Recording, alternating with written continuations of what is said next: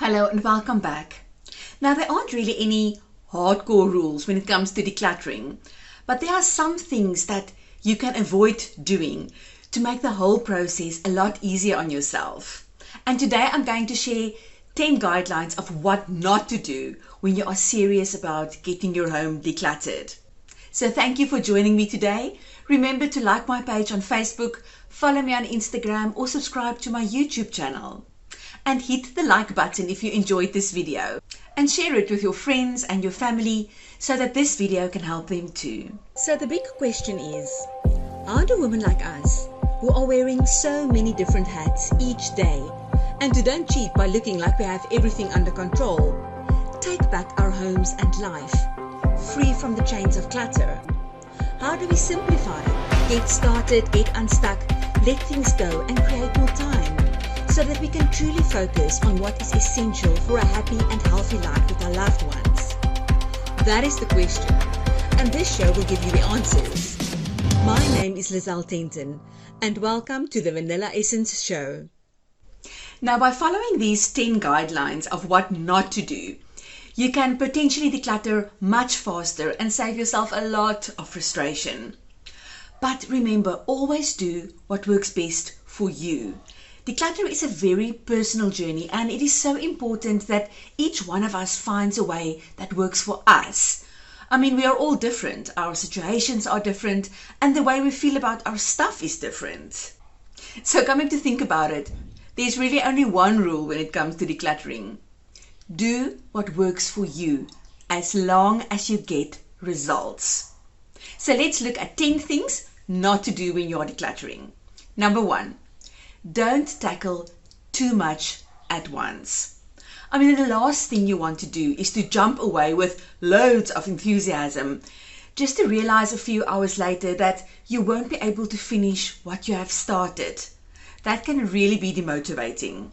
So instead of tackling your whole bedroom at once, rather break it up into smaller, manageable sections and then tackle one section at a time. You can divide your bedroom into the bed, under the bed, the dresser, drawer 1, drawer 2, etc. And then finish one small section at a time. That will also build your confidence and motivate you to keep going. Number 2, not knowing why you want to or need to declutter. Why you want or need to declutter will always be your biggest motivator when things get tough. And it will get tough. I mean, decluttering is not always easy. So ask yourself some questions to determine, why do you want or why do you need to declutter? Is it because you want to create more space, or do you want to spend less time cleaning and moving things around? Or maybe you want to do it to reduce stress and improve the health of a loved one. Number 3, don't convince yourself that you must keep things.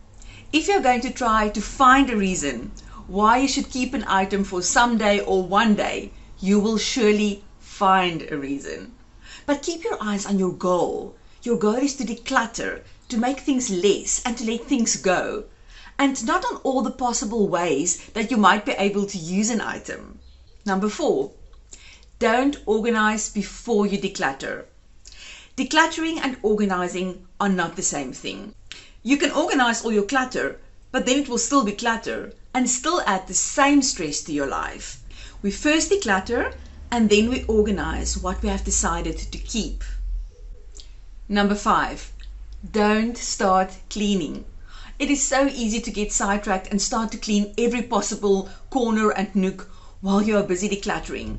But don't. Your goal is to clear the clutter, not to clean. It is better to rather set aside some other time to clean the space that you are currently decluttering. Number 6, don't take a trip down memory lane. As you start decluttering, it is so easy to start looking through the things and then remembering all the wonderful memories that is attached to those items. But constantly remind yourself that your goal is to declutter. You want to make stuff less. Number 7, not being decisive. If you want to declutter quickly and successfully, push yourself to be decisive. Don't give yourself more than 5 seconds to decide whether you are going to keep an item or let it go. Be ruthless. Remember, the more you can get rid of now, the less will be left to come back to again on a later stage. Number 8, don't try to sell everything. Selling the stuff you no longer want takes a lot of time and effort, unfortunately. If you sell your stuff online, you have to take photos, list the items for sale and negotiate with possible buyers, and then you have to set up times to meet them, and etc. And sometimes it's just not worth the time and the effort trying to sell everything. Seriously consider to donate. You really want to try to get the clutter out of your house as quickly as possible. Number 9, don't aim for perfection. It is important to have realistic expectations when you declutter. I mean, everything does not need to be perfect. Sometimes good enough is good enough.